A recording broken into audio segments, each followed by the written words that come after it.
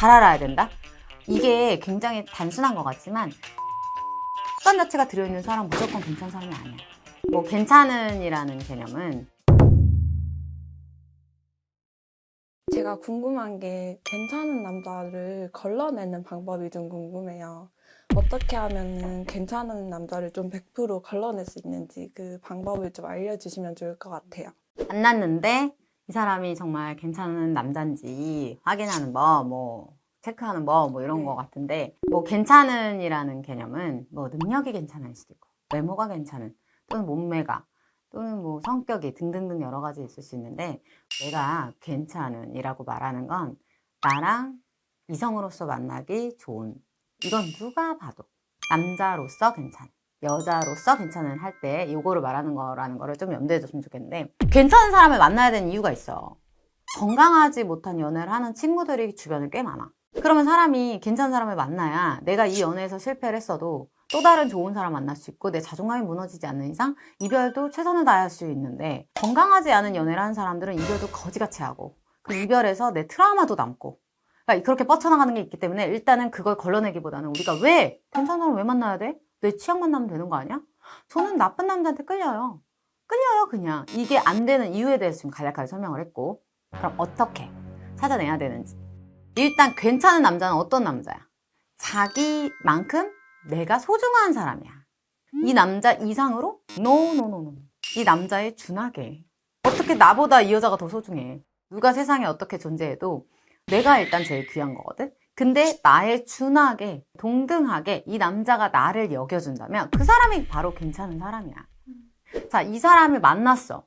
근데 이 사람이 나한테 이 주변 환경이 아닌 나에게 집중하는 사람을 만나라고. 호감 표시를 할 때도 어떤 이 분위기나 환경에 휩쓸리는 게 아니라 오로지 나를 집중해서 호감을 표현하는 남자를 만나라. 나 자체, 오로지 나라는 여자 자체에 집중하는 남자들은 그 사람을 항상 살피기 마련이야. 오늘 뭐 몸 괜찮아요? 이번 주 주말엔 괜찮아요? 하고 좀 적극적으로 할 수 있고, 이 주변을 맴돌고 찾는 사람은 이 사람이 아닌 다른 대안들도 막 있을 수 있단 말이야. 그래서 그거를 일단 중요시 여겨라. 그리고 일단 내가 또 얘기하는 게 가정에서 비롯된 것들이 되게 많거든. 이 사람의 부모, 가족을 한번 봐라. 요즘 이혼 가정도 많고 다양한 가족 행태가 많은데, 그런 가정이라고 삐하라는 게 아니야. 가정 환경이 정말 좋으면 좋을수록 좋을 확률은 높아. 하지만 내가 아는 어떤 친구가 있어. 아빠가 최악이야.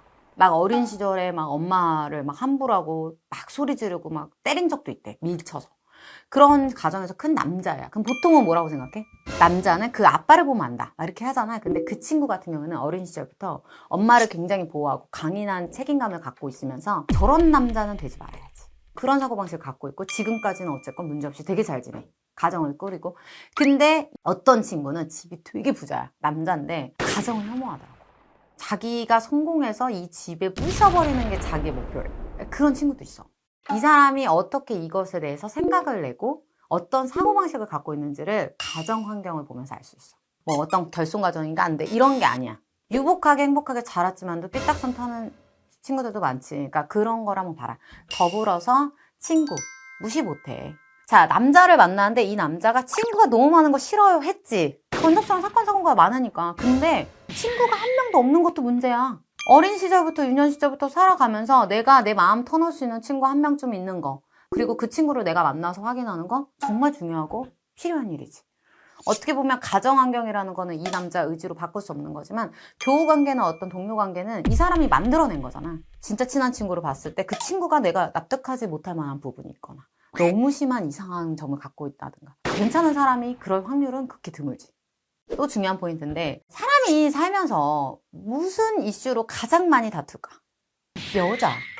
돈에 대한 거는 괜찮은 습도가 나는 이 정도면 돼요, 이 정도면 돼, 이 정도는 있어야죠, 굉장히 다르기 때문에 케바케라고 생각해서 내가 예외로 두면, 여자 관련해서는 그래도 여자가 조금은 있어야죠, 여자가 조금 없죠, 이런 사람은 없잖아. 여자가 없어야 돼. 다 어디서 시작되면 술.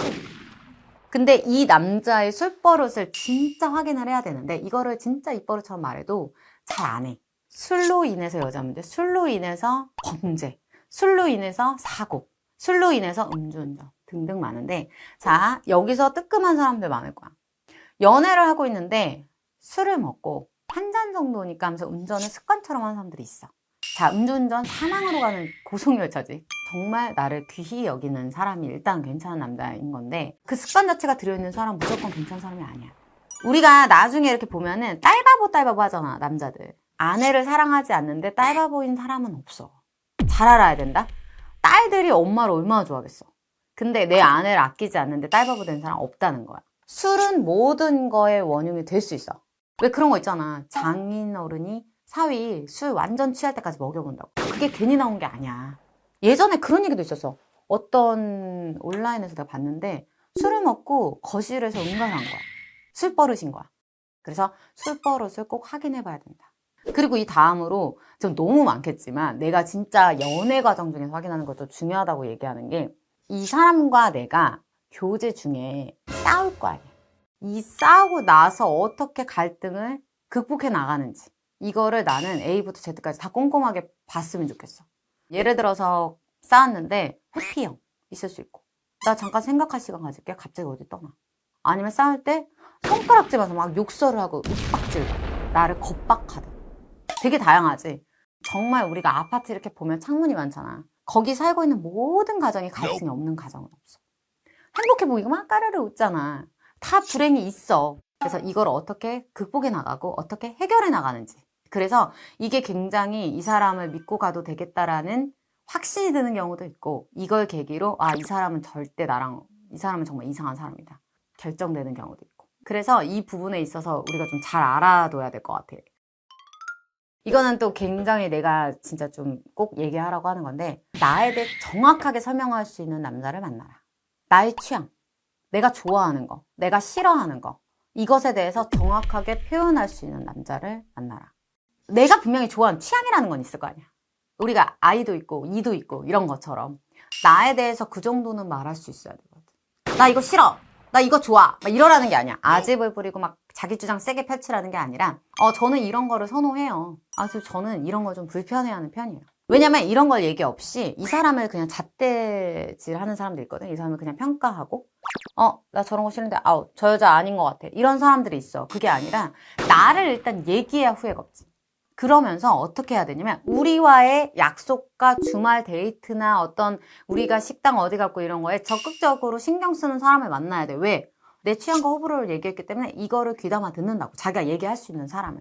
그러면 우리 만남의 어떤 하나하나를 굉장히 존중하고 신경 쓰거든. 저는 어릴 때 짜장면 먹다가 이게 한번 고무줄이 짜장면으로 돼서 먹어서 짜장면 죽어도 못 먹는 기억이 있어요. 이런 얘기를 했었는데 아니 아무거나 대충 여기 중국집 좀 가자. 거기 딴 것도 있잖아. 이런 사람도 있고 아니면 이런 걸 하나하나 해서 그거는 싫으면 우리 이건 어때요? 라든가 하나하나 우리의 목표, 우리의 계획에 대해서 체크하고 발전적으로 가려고 하는 사람이 있어. 나는 이런 사람을 굉장히 추천해.